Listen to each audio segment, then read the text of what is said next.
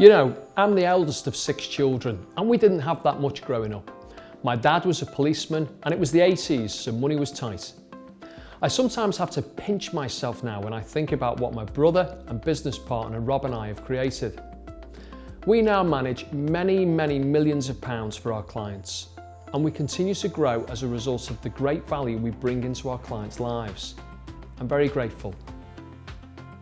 We work with people transitioning into retirement, and we stop them making the biggest financial mistake of their lives.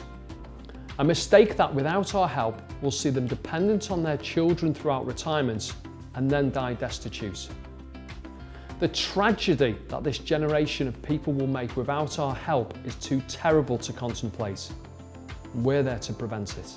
In my opinion, an investment advisor's job is to select a small number of the very best money managers out there who are specialists in their fields and who can execute a clearly defined investing model to help deliver a client's financial plan over the longer term. Most of the clients we inherit previously had little exposure to the 2 main key asset classes that have delivered premiums over main large cap markets in the last 60 years.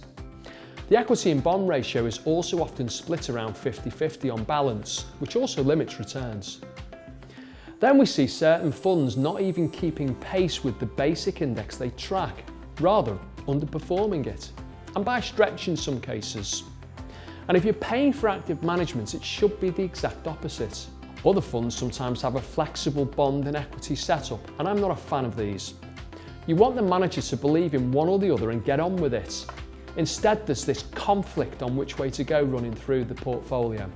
They can also be limited in equity exposure, which in my opinion for people transitioning into a 30-year retirement is madness.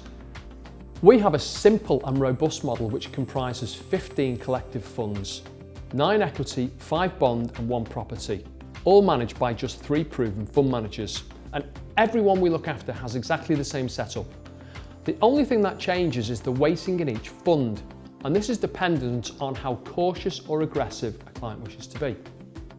That said, just because you score low on a risk test, it doesn't mean you have to commit the majority of your capital into bonds because a bright spark somewhere says they're supposed to be less risky than equities. This is nonsense. We use Vanguard funds to buy the entire globally developed and emerging large cap world stock markets, as this gives us access to those entire markets with minimal costs. We then buy the small cap and value cap markets, again through the entire globally developed and emerging world, by specialist dimensional funds. We use iShares for property exposure, and again we just buy the entire listed market. We have no interest in individual stock holdings, nor in any area, sector or geographic location. I've got a proven track record of helping clients who trust me. You can see, listen and read about them on my website, so take a look. I have my own belief system that I've touched on above, and you can also watch me present this on video, again on my site.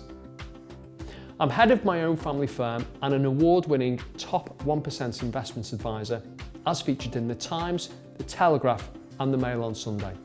I work for you, not an insurance company, not a glossy network, investment bank or fund manager. There are no pinstripe suits, no sales teams or layers of management. There's no board.